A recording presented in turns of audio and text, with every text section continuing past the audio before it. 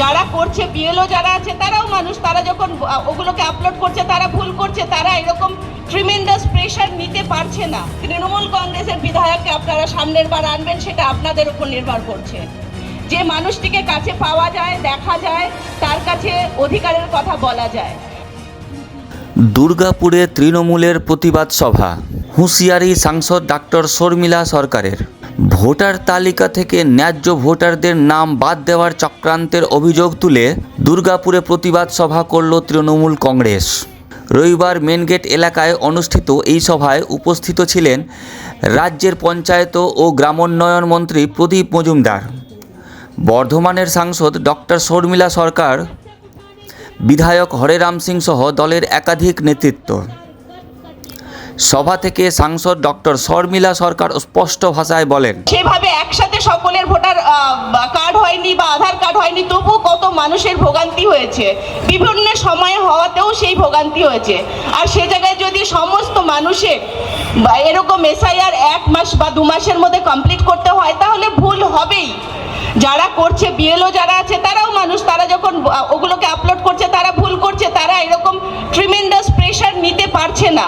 এবং যার পরিণতি আমরা দেখেছি যে কত মানুষ আত্মহত্যা করেছেন বা তারা সাফার করেছেন এবং আলটিমেট তারা মৃত্যুবরণ করেছেন। এরকম প্রচুর মানুষ আমরা দেখেছি।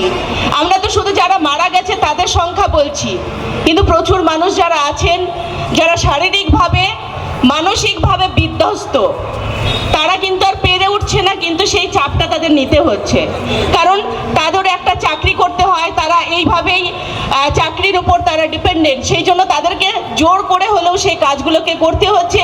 আর আপনারা জানেন কোনো কাজ এরকম করে প্রেশার দিয়ে করলে তার শারীরিক যেরকম ক্ষতি হয়, মানসিক ক্ষতি হয় এবং সেই পরিবারের ওপর তখন এক্সট্রা একটা বোঝা চলে আসে। সেটাই চাইছে বিজেপি গভর্নমেন্ট। প্রত্যেকটা মানুষকে আজ ব্যতিব্যস্ত করে তুলেছে এসআইআর এর নামে। আজ জাতীয় ভোটাধিকার দিবস, সেই হিসেবে প্রত্যেকটা জায়গায় আমরা প্রত্যেকটা ভোটারের অধিকার যাতে ঠিক থাকে, সেই ভোটার যাতে ভোট দিতে পারে, সেই দিকে আমরা লক্ষ্য রেখেছি প্রত্যেকটা জায়গায়। সেই হিসেবে আমাদের মিটিং মিছিল এগুলো চলছে। আমরা এটুকু আপনাদেরকে প্রতিশ্রুতি দিতে পারি, কোনো ন্যায্য ভোটারের নাম আমরা একজনেরও নাম আমরা কিন্তু বাদ দিতে দেব না। তার জন্য আন্দোলন আপনারা দেখেছেন যেভাবে আমরা পার্লামেন্টে করেছি, এসআইআর এর বিরুদ্ধে আমরা প্রতিবাদ করেছি। আমাদের সর্বভারতীয় সাধারণ সম্পাদক তথা সাংসদ অভিষেক বন্দ্যোপাধ্যায়ের নেতৃত্বে আমরা ইসিআই এর কাছে গিয়ে ধর্ণা দিয়েছি এবং তারপরে বিভিন্ন জায়গায় আমরা কিন্তু তার প্রতিবাদ করে যাচ্ছি।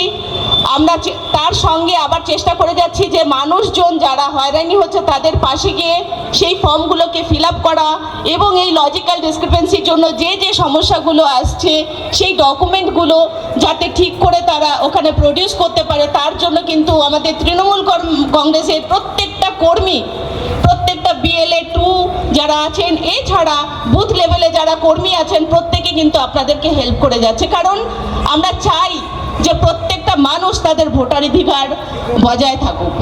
তিনি আরও জানান, আপনাদের পাশে কখন থাকে, আপনাদের জন্য কি কি কাজ করে এতদিনে নিশ্চয়ই বুঝে গেছেন। সুতরাং সেই বিধায়ককে আপনারা চাইছেন না তৃণমূল কংগ্রেসের বিধায়ককে আপনারা সামনের বার আনবেন সেটা আপনাদের উপর নির্ভর করছে। কারণ যদি তৃণমূল কংগ্রেসের বিধায়ককে আনতে পারেন তাহলে আপনাদের যে উন্নয়ন সেটা আরও বেশি এখানে আপনারা পাবেন, কারণ তাকে সব সময় কাছে পাবেন। যে মানুষটিকে কাছে পাওয়া যায়, দেখা যায়, তার কাছে অধিকারের কথা বলা যায়। তো সেই জন্য আমি বলবো সামনের যে বিধানসভা আসছে, আমাদের দিদিকে শক্ত করতে, দিদির হাত শক্ত করতে আমাদেরকে এই সিটটা কিন্তু এই বিধানসভাটাকেও জিততে হবে।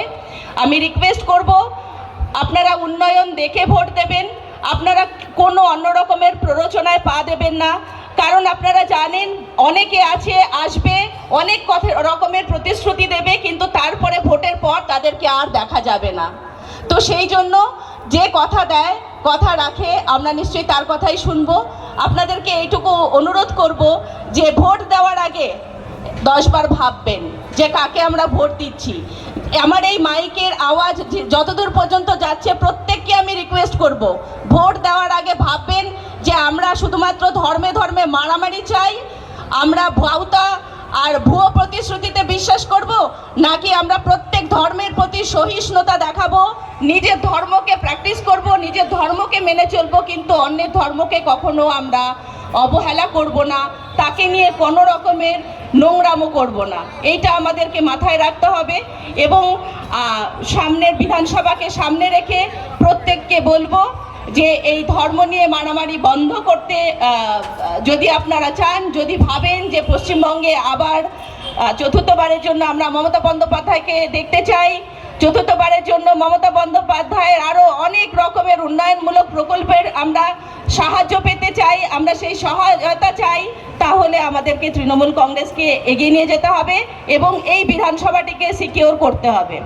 এইটুকু অনুরোধ করে এবং প্রত্যেককে আবার আমার ধন্যবাদ। ভোটাধিকার রক্ষার দাবিতেই এই প্রতিবাদ আন্দোলন বলে জানান তৃণমূল নেতৃত্ব।